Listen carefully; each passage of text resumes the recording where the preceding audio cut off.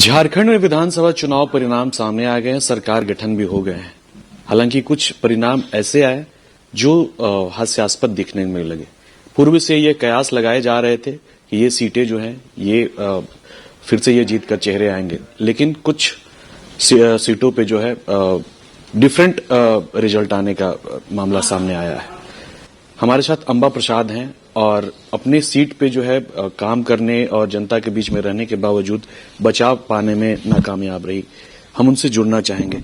क्या कमी रही कि आखिर जनता आपको नकार दी? देखिए, ये थोड़ा समझ से मेरे परे है, क्योंकि हम तो पूरी तरह से हम सिर्फ ये नहीं कहेंगे कि हमने विकास किया या काम किया। कहीं भी हमने, चाहे जनता के साथ जुड़ाव हो या फिर चाहे विकास करना हो, क्षेत्र में योजनाओं को धरातल में लाना हो, चाहे कोरोना हो जो कोई दूसरा दिखा नहीं, जो कभी मतलब कोविड के टाइम एक दिन भी अपनी उपस्थिति क्षेत्र में दर्ज नहीं किया है। तो थोड़ा तो समझ से परे जरूर है, लेकिन क्योंकि समझते हैं कि पार्ट एंड पार्सल होता है, हारना जीतना ये सब लगा रहता है। और कभी कभी लोग के दिमाग में ये रहता है कि चलो ठीक है, कुछ नया देखते हैं, कुछ नया करते हैं। तो उसी के वजह से, और क्योंकि विपक्ष का भी बहुत भूमिका इसमें रहा है, गलत गलत अफवाह फैलाया गया है, बहुत सारा गलत फहमी लोगों के दिमाग में डाला गया है। मतलब क्या क्या बात नहीं उड़ाया गया है हम आपको बता नहीं सकते हैं, मतलब जिसके बारे में हम टिप्पणी ना कर नहीं सकते। तो गलत गलत चीज बोल के, गलत गलत आश्वासन दे के कि सब हम लोग ये कर देंगे, वो कर देंगे, फलाना कर देंगे, हम लोग आएंगे तो ये सब कर देंगे। तो ये सब कर करके लोगों को अपने पक्ष में रातों रात किया गया है। पैसे बहुत उड़ाए गए हैं, पैसे बहुत बांटे गए हैं, और मतलब पूरी तंत्र को जो होता है कि एक नेगेटिव तंत्र को लगा दिया गया। तो ठीक है, क्योंकि हमारी तरफ से तो हमें लगता है कि हम अगर ये बोले कि किसी दिन हमने कोई ऐसा जगह पे छोड़ा है, हर पंचायत को हमने विकास से जोड़ने का काम किया है, और आने वाले समय के लिए बहुत तैयार थे कि आने वाले समय में जो पटरी पे हमने गाड़ी छोड़ा था उसको तेज गति देने का, उसका मलाल तो है। क्योंकि अभी अगर जीतते तो मंत्री बनते तो मेरा बड़कागांव विधानसभा को बहुत अच्छे से सजाने का मौका मिलता, क्योंकि वहां की बेटी है तो ये मलाल तो रहेगा ही। बाकी स्वीकार तो करना है, क्योंकि ये जनादेश है और मजबूत रहना पड़ता है राजनीति में।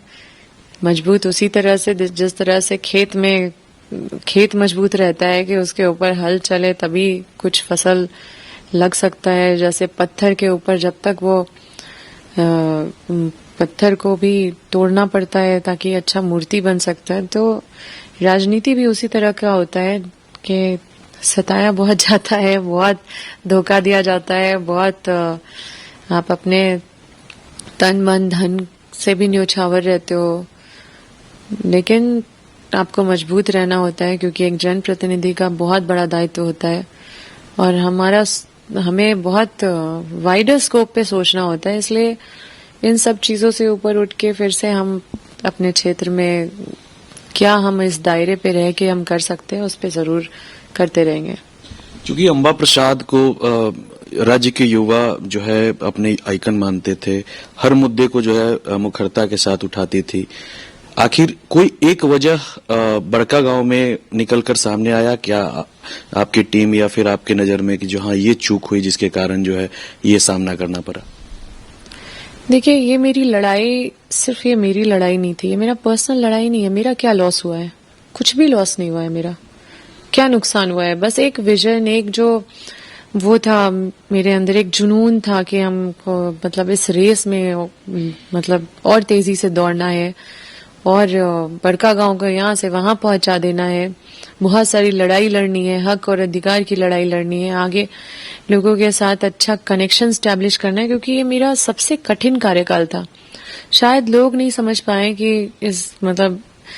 कि उनकी बेटी जो है कितना संघर्ष किया अपने कार्यकाल में। मेरे आधे से ज्यादा कार्यकाल में मेरा परिवार मेरे साथ नहीं था, फिर भी कोरोना के जैसे समय में हम कभी घर में नहीं बैठे रहे क्षेत्र को समझने में। और मतलब पहला कार्यकाल काफी टफ भी होता है और विरासत संभालना इतना आसान नहीं है। फिर भी हम इस लड़ाई को लड़ रहे थे क्योंकि एक बेटी के तौर पे हम जीतना चाहते थे। हम सोचे कि अगर हम जीते तो ये हमारी जीत नहीं, हर बेटी की जीत होगी, ताकि किसी को ये, कोई बेटी को ये ना बोले कि तुम बेटी हो, तुमसे नहीं होगा। तो हम उस सामाजिक जो एक व्यवस्था है उस पे हम चाहते थे कि एक अच्छा एक उदाहरण स्थापित करें। लेकिन ठीक है, ऐसा नहीं है कि समय चला गया है, बहुत वक्त है मेरे पास और ये लड़ाई लड़नी है। हालांकि ये सच में मेरे लिए भी काफी अलग सा मतलब ये चुनाव का परिणाम रहा है, क्योंकि हमें भी उम्मीद नहीं था, क्योंकि बिना कोई स्वार्थ का हम कभी आज तक झांकने ताकने नहीं गए कि कौन क्या काम कर रहा है, कौन क्या धंधा कर रहा है, कौन क्या मतलब वैध चल रहा है, क्या अवैध चल रहा है। कभी उन सब चीजों पे भी ध्यान नहीं जा पाया और न ही मेरा कोई इंटरेस्ट रहा। लेकिन अभी जो सुनने को मिल रहा है कि अभी सबके घर फोन जा रहा है, सब ठेकेदार लोग से बोला जा रहा है 5% यहाँ पहुंचाओ। फिर कई लोगों का मतलब जो लोग थोड़ा बहुत अपना धंधा पानी कर रहे रोजी रोटी के लिए, उन लोगों को परेशान किया जा रहा है और कई तरह से अस्त व्यस्त करने का कोशिश किया जा रहा है। तो दुखद है, क्योंकि क्षेत्र तो सिर्फ क्षेत्र नहीं है ना, वहां पे हम जन्म लिए हैं, तो कभी भी अपने लोगों से एक अलग सा आत्मीयता, अलग सा जुड़ाव हो जाता है। लेकिन ठीक है, अब लोगों को लगता है कि वो और भी बेहतर काम करेंगे आने वाले समय में, तो हो सकता है वो और भी बेहतर, हमसे भी ज्यादा बेहतर काम कर रहे। हम तो चाहेंगे और शुभकामना है कि हमने जो एक लकीर खींचा है, उस लकीर को और लंबा वो खींचने का काम करे। इस पूरे लड़ाई में संगठन आपके साथ कितना खड़ा? ये सब मुझे तो सबका साथ मिला है, कोई ऐसा नहीं है कि मेरे साथ नहीं दिया। अब समीक्षा करेंगे तो कई चीजें सामने निकल के आएंगी। और हिंदू मुस्लिम बहुत कराया गया, वो तो 6-7 महीने से ही प्रोपेगेंडा पूरा चलाया गया, जबकि आज तक मेरे अंदर इस तरह का कोई भावना नहीं था। मुस्लिम पक्ष में भी कुछ लोगों को वैसे असामाजिक लोगों को जो उस तरह के मतलब हैं, जो बीजेपी के साथ मिले रहते थे, तो उनको यूज करके उधर से कुछ कराया गया, इधर से कुछ किया गया और एक मैसेज देने का कोशिश किया गया। तो ये सब चीज देखिए, विधायक इसलिए नहीं चुना जाता है। आप विधायक किस लिए बनाते हैं? विधायक बनाते हैं ताकि वो क्षेत्र का काम करे, क्षेत्र में विकास करे, लोगों के साथ खड़ा रहे। आप हिंदू मुस्लिम करने के लिए तो विधायक नहीं बनाते हैं। और हम अपना फर्ज निभा रहे थे, अपना धर्म निभा रहे थे। अब जहाँ पे वाद विवाद इतना हो गया, जहाँ पे हिंदू मुस्लिम करके जो बीजेपी का पॉलिटिक्स में वो मतलब हमें ही दोषी ठहरा रहे थे, वैसे माहौल को पैदा कर दिए थे कि वहां पे जाके बैठक भी करना बहुत मुश्किल सा था। तो हम इंतजार कर रहे थे कि जब माहौल ठीक होगा तो जाके दोनों पक्ष में बात करके, समझौता करके और वहां के जो इश्यूज है उसको खत्म करेंगे, ताकि दोनों पक्ष बिना विवाद का सारा चीज हो जाए। लेकिन क्योंकि इस तरह का माहौल बनने नहीं दिया गया और ये सारा प्रोपेगेंडा इसीलिए हो रहा था। और देखिए, आज झारखंड में बीजेपी की हार हुई है तो इसी वजह से हुई है क्योंकि उनके पास हिंदू मुस्लिम के सिवा कुछ भी नहीं था। लेकिन इसका शिकार मेरे क्षेत्र के जनता जरूर हुई है कि इनके बात पे, इनके प्रोपेगेंडा पे आ गई। आज दुख है या कुछ भी तकलीफ है तो उनकी बेटी ही उनके साथ खड़ी थी। उनका कुछ भी समस्या था तो हर चीज के लिए हम खड़े रहते थे, तैयार थे हर चीज के लिए। लेकिन एक गलतफहमी पैदा कर दिया गया जिसमें हम जरा सा भी कहीं सहभागी नहीं थे। लेकिन जैसा कि हमने बोला कि ये मेरा कोई पर्सनल लॉस नहीं है, क्योंकि हम ये कोई भी जनप्रतिनिधि क्षेत्र के लिए होता है, क्षेत्र में काम करता रहता है, हम वही कर रहे थे। आज दूसरे को मौका मिला है, उनको शुभकामनाएं। विस्थापन को कहाँ देख रहे हैं आप अपने चुनाव में?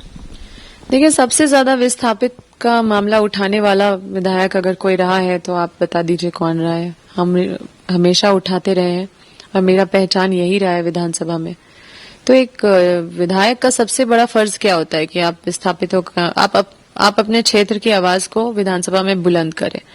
वो हम कहीं भी पीछे नहीं रहे और सिर्फ विस्थापित का नहीं, कोई भी मामला को हम विधानसभा में पहुंचाए।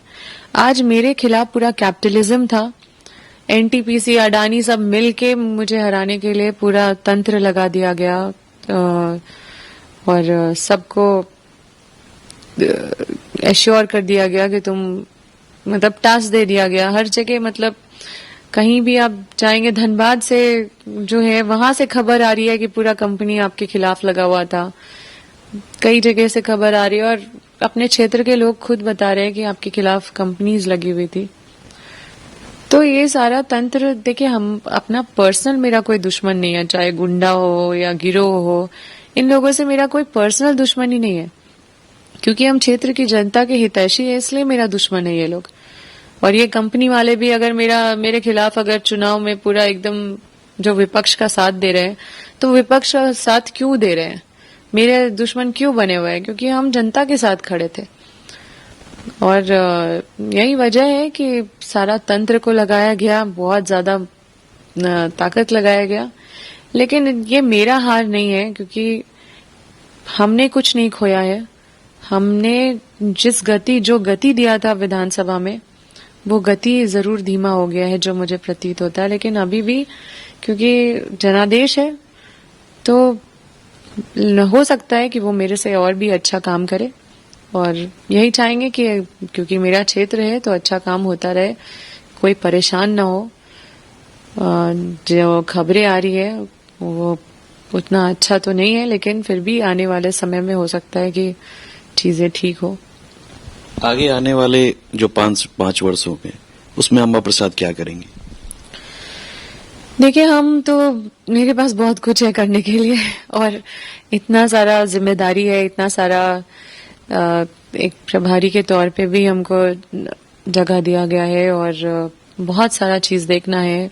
राष्ट्र सचिव भी है, तो हमको अब समय वहां पे भी देना है, क्षेत्र में भी समय देना है, क्योंकि मेरे इतने सारे वोटर्स ने मुझे जो वोट दिया है उसका तो मुझे कर्ज अदा करना है, उसका तो मुझे जाके उन लोगों के साथ ताकत बनना है। उनका कोई काम अगर उनके साथ गलत हो या कुछ हो तो हमें उनके साथ मजबूती से खड़ा रहना है।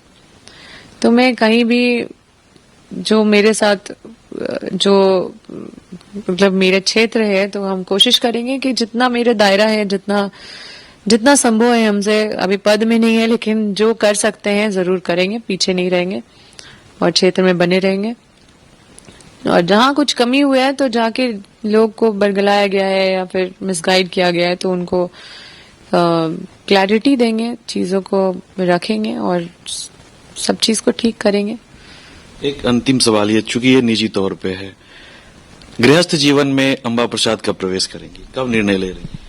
देखिए, ये पर्सनल है, इसका राजनीति से कोई लेना देना नहीं है। हम राजनीति में सक्रिय किसी पद में रहे, हम विधायक रहे नहीं रहे, इससे मेरा इसीलिए तो पर्सनल मैंने बोला। हाँ, इससे मेरा कोई रिलेशन नहीं है और ये हमेशा मेरा क्लियर है कि जब वैसा समय आएगा, जब वो मतलब वैसा कुछ होगा तो आपको सूचना दिया जाएगा। निश्चित तौर पे ये अम्बा प्रसाद हैं और सीधे तौर पे इन्होंने कहा कि पूरे कैपिटलिज्म का जो षड्यंत्र था उसके शिकार जो है बड़कागांव की जनता हो चुकी है और कहीं न कहीं यह देखा जा रहा है कि जो ठेकेदार जो हैं, जो कल ठेकेदारी करते थे, अब उनके पास भी जो है लगातार कॉल्स आने लगे हैं। सहयोगी सदाब के साथ कुंदन कुमार, TV45 रांची।